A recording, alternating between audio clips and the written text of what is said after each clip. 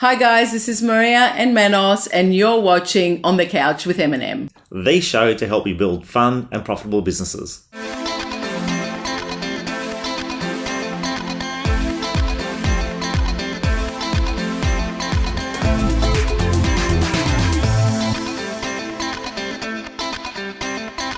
Hi guys, welcome back. We are on the couch with Rick again. Thank you for staying for a second episode. We didn't bring you back, we're staying and we're doing another episode. Last episode we talked about The Power of Connection, your book that you just released, and how important it is to keep those lines of communication open and really connecting with people by listening and tuning in. So that was amazing. And Tune in before you broadcast. Yeah, and if you haven't listened to that, go back and listen to that episode. So thank you for staying. Pleasure. And we hope everyone got the book because it's absolutely invaluable. The value bombs in here and the lessons that you've shared here are truly the Inspirational. best. Inspirational. Really Yeah. Thank you. Yeah, and from life experiences, which is great. Yes. Thank you. Today we're going to go straight back into business and kickstarts and how can we have a really great start to the year, although we are 15%, We're about you know the 15% numbers. into the year. By the time this episode airs, will be about 15% of the year has actually passed. So most businesses would have had their end of year kickstart ready for 2018. Most people would have done their January, early Feb kickstarts, which is the majority of the groups that do. And so how do you make sure that, we've gone into these kickstart sessions, we've gone into, what we call our PB, personal best year sessions. How do we keep on track to make sure that we keep that momentum, that excitement, that energy that we get from these sessions and following it through to make sure that we implementing. Well, I think the answer's in the question. How do we keep on track? You have to have a track to track. If you don't have a plan, I'm a big believer what you set's what you get. And it's not that we shoot high and we miss. It's often that we aim low and we hit it. And most people get excited by that. But all I know in 2018 and going forward is most people only really feel truly happy when they feel like they're growing or getting to the next level. Yeah. And so for many a year, I used to watch agents sort of get their previous year's plan out, get out the liquid paper, put in 2018 instead of 2017. Meadows has got a slide for that, yeah. And then they'll look at their numbers and go, well, look, the market's probably coming back and maybe interest rates might do that and there may be an election. So if I do this, that'll be okay. And I'll hand it in and go, this is what I'm shooting for. And I go, okay, really? That's awesome. But if you could stretch it, what would it look like? What would it mean to you? And again, if it gets back to our first session, if you don't know your big why, if you don't know why you're doing what you're doing, my question is, what would it take for you to have a great 2018? A better question to ask is, why would you even want that? If you don't know why you want that, it's not going to happen. So the first part is, what you set's what you get. Number two, there's got to be some economic value to that, but there's also got to be some personal attachment to that. Because if I make this number, this thing happens. And if you consider the two things are linked, it's awesome. But I'm not a big chess player. I'm a better checkers player. So what I want to know is what's the end outcome, but I don't want to think five moves ahead. I just want to know, so if I drill that right back, what do I have to jump right now? It's probably the phone. What I have to jump straight after that? Probably emails. What I have to jump after that? Probably preparation for presentations, whether that be listing, leasing, buyer, speaking, just what I have to jump ahead. So people said to me when I was in New Zealand last week, what do you got next week? I don't know, because all I'm jumping is what I'm jumping right now. And so I look at my week ahead on a Sunday night. So I'm sitting on a couch. So then you can be focused. Yeah, and so I'm sitting on my couch Sunday night, giving love to my family, done all the right things.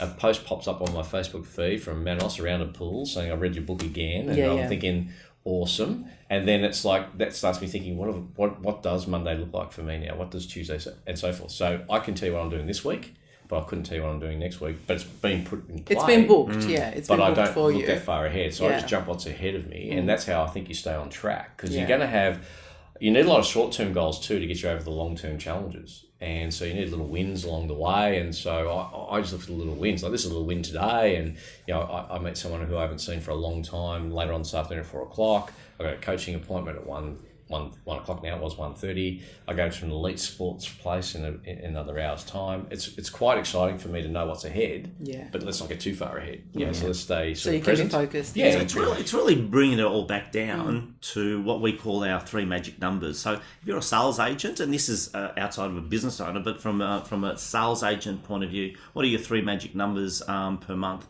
And we call it your appraisal to listing to sale. Yep, it's pretty So simple. it's pretty. If you focus on those 3 magic That's numbers, so with our team, for example, it might be 20 appraisals to get you 5 listings, which we know 90% will sell. So you got to do about 4.5 sales. Correct. So they're your 3 magic numbers: 25, 4.5. That's it. Nice and month. simple per Yeah. month. And really, the most important magic number is how many face-to-face appointments and listing opportunities. I should correct. It shouldn't be appraisals. It's a listing opportunities. Yeah. I think that's right, man. I mean, the other thing, this business is very complex. If you really looked at the complexity of it, you'd be in all sorts of trouble. I just love simplexity. Just Yeah. simplify the complex and bring it back and just go, if I make a 90-minute block every morning where I'm just lead generating, I know that's going to generate appointments. I know if I can get enough appointments that I'm good enough to get face-to-face, belly-to-belly, heart-to-heart. And close them. Okay, now I know if I sell can do them. that once to twice a week, I'm going to have anywhere between 4 to 8 per month, and I'm going to work 10 months in the year, so I can have pessimistically 40, optimistically 80 transactions, units, sides, call them whatever. My average fee of that is 3, 4, or 5. So therefore, I'm 160 or I'm 320, whatever the number is. Yeah. But I don't like to reverse engineer so complex. I just like to go, what's the simplicity? What's the simplicity for this for me right now? And it's those things there. So as a leader, like a coach, like anyone, we've got to free up our players to play with a very clear mindset. It's not 33 things you've got to concentrate on. It's those 3 that Manos just spoke about. If you go and concentrate on those 3 things, that's the process. Focus on that, and the results will take care of themselves. And as a coach leading a team, as a business owner, having multiple moving parts in your business, whether it's in property management, whether it's in administration, whether it's in sales, focusing. So from the kickstart sessions, Yes. there should have been a plan to focus on each individual within your team, looking at their magic numbers, and then helping them keep on track. I'd agree. And one of we've done. one of the things that we've implemented with our team and throughout the whole group is a countdown. So if someone's goal is to sell 50 properties in the year, you start the countdown from now. So if you've sold 4 in January, it's 4 out of 50. So our goes on the board our internal Facebook or in the pager. So it's that it builds that camaraderie within the team. It builds that motivation. Who's exceeding. So it's bringing the complex to simple. And it's just been one of those great strategies that we've implemented just recently. And apart from that, and then if you look at property management, you can do exactly the same thing in property management. It's all very applicable. It's very applicable. I agree with that. I mean, one of the things that used to work for me as a young producer back in the early 90s was that we used to have a thing called the cockpit. So it was like our whiteboard, and it'd have everybody. So you knew where you stacked up in the actual game. What I found was it went from, well, I'm not as good as Manos, so he's out here this month of February, March, April, whatever month we're in. So if I'm there, I'm doing okay. It went from that to going, hang on, no. I can actually do the set same. my own outcome here and go that way. So I'm a very visual learner, so if I can see it on a whiteboard, I knew what the. I think a lot of people are. Yeah, and so you know what you know, and you just go for it then from that standpoint. You said before, I think we're off air, in between, about starting with momentum. Yes. Can you just repeat that? Yeah, I thought that was brilliant. Yeah, so I think there's 3 ways you start every year. You start like a statue from stationary point and go, go, okay, I'm back on the 3rd or the 2nd or whatever. I mean, staggering to me that I've spoken at 5 Kickstarts this last week and already 10% of the year had gone. By the time this goes to maybe 15% of the year. It's like saying we're starting the 100-metre race against some pretty fierce opposition, but you're starting from the 120 back marker from a statue. Yeah. So that's interesting. Yeah. My view is if you want to have a great January, you should have had it planned in December. If you want to have a great first quarter, you better have had a plan from the last quarter of the previous year. So I talk about starting with momentum. So the gun goes off and you're already running. And you're not out of the blocks. You're beyond the blocks. You're running. So Roger Federer just won the Australian Open again. He's got a great quote. Number 20. And he's got a great quote. Love him. I think everyone loves that guy. Love him. Yeah. His quote is, "You got to play the first point like it's match point. If you've got that intensity, you can't get off to a slow start." Yeah. And what did he do in that? If you think back to the Australian Open in January of this year, his start was phenomenal. Yeah. In fact, his opponent didn't even realise the game was going. And so that's the example I give. Yeah. I think his opponent started like a statue. Yeah. Roger started with momentum. He had the first set done and dusted before anyone blinked, and he was away. It's not to say the game didn't get tight in the end, but competition's too stiff nowadays to just start static. I think you've got to start with momentum. So dig in a bit further. So starting with momentum is planning? Yeah, so you'd want to know, like I would want to have known who I'm going to be speaking to the first week I'm back before I got there.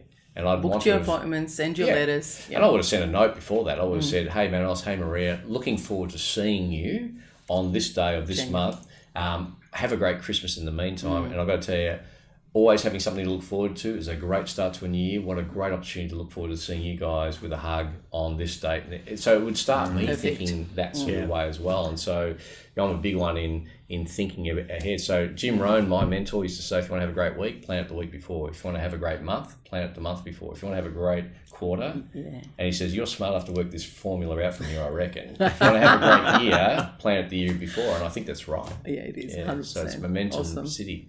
And I think the competition's so stiff now in real estate. I mean, if you reckon you're good enough to start statically, go your hardest. But I'm telling you, I just think, what would the best agent in my town be doing right now? And I know what they're doing. They're setting themselves up for a cracking post-Easter.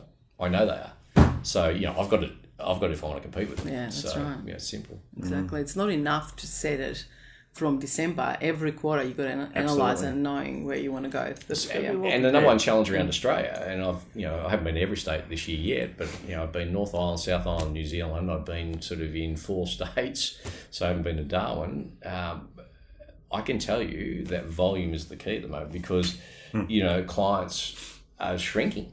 Yeah. People are saying, why spend X amount on a move and I can invest that into a renovation? And so there's lots of things going on that are conspiring against us to have volume. And I don't think we're good enough to go, I'll just get every second listing I go for. No. I mean, if you're not nudging 7 out of 10, 8 out of 10... And that is a key number. You're working too hard. If your strike rate's less than 70%, that is a massive training opportunity. I mean, my view is that the consumers already are confused. Yeah. So, they don't need someone else who's coming into their headspace, into their heart place, into their marketplace confused too. So let's get real clear on the numbers. Let's know what we're doing. Let's get really focused on it. And it's like a pilot. If you know the flight plan, it's very easy to lift off. But, I don't see too many planes starting from a stationary point at the gate and launching. They have a runway and they have a plan and they're on the plan. So I would have thought the runway was October, November, December last year. Yeah, I agree. And I think the flights now well on its way. That's right. Yeah. And so that's how I would do it. Should already hit the 100%. Momentum point already with the connections, with your high impact letters at the beginning of the year. And what's your prediction? I mean, our prediction for 2018, it's the year of the SMS. A lot of noise last year in regards to the digital footprint, digital this, digital that. And I've yet to see the real results. I think they're there, and we've seen some massive opportunities that have resulted in our digital space that we've been really concentrating on. But again, I still believe that whilst technology is really, really important and the digital footprint, I think we got to go back to the basics as well. So we're predicting this year to be the year of the SMS. And that real connection with clients, team members, and the likes. What have you seen? What's your prediction? My view is kind of very consistent with that. I think it's 2 things. It's technology and methodology. So I think the technology is going to assist our methodology of convincing people to come with us. Methodology has got to go up. I think the fundamentals are still there in terms of the challenges. I think there's great opportunities amongst the challenges. Yeah. The challenges, the third-party providers, the ones that want to sort of have a slice of our pie, which is not big enough anyway. But I see that as opportunity. I agree, and that's what I'm saying. And off air, we discussed this about the third-party providers. I mean, these are consumers that actually haven't got an agent of choice. And one of our big beliefs is be the agent of choice before they need an agent. Yeah. And if you haven't got that connection with the consumer is out in limbo land. So they're going to these providers. So when I know that they're gaining momentum and I just see even more opportunity for those agents that really are doing the right things, doing the right thing, and really are creating a brand within their local community. So they are the agent of choice. So these people don't, they look at them as their solicitor, as their accountant. Yeah. So their clients won't be going to the third-party providers. But I think the thing is, it's been a fundamental challenge for probably 20 years in the real estate industry, maybe even longer, about push and pull marketing. So we push a lot of stuff out there, and it gets sort of lost in the noise, and it doesn't pull people to us. And so the analogy I use for many years, for 20 years now, is talking about a flight. You know, when you jump on a plane, who's the most skillful person on that plane? Well, it's the pilot, male, female, old, young, doesn't matter. Who's in control of the service of that? It's the cabin crew. How's that flight judged? Now, my view should be any flight that a pilot's takeoffs match his landings, that's a very good flight. Like any flight you walk away from is a good flight, right? That's right. But that's not what happens. What happens is my headset didn't work. The in-flight entertainment system was poor. I actually flew recently in the last week where Wi-Fi was available on the plane. The cabin crew announced, unfortunately, due to a challenge, Wi-Fi is not available on this plane. The guy sitting next to me, now we're not at 49J next to the toilets, we're sort of 1 or 2A Bravo, I can't remember what it was, but we're right in front. He goes, this is just so typical. I said, dude, you're in a chair, 33,000 feet up in the air. And be a bloody hard swim, right, across the... This is like, seriously. The things that we complain about. But he's measuring... expectations. Correct. So everything I hear about, you know, customer service has got to go up because 2018 is a competitive year. Yeah. It's not, you never hear one American agent talk about customer service. It's about the customer experience. So what they're saying is that, unfortunately, consumers judge us by the headset or the Wi-Fi, not the takeoff and landing.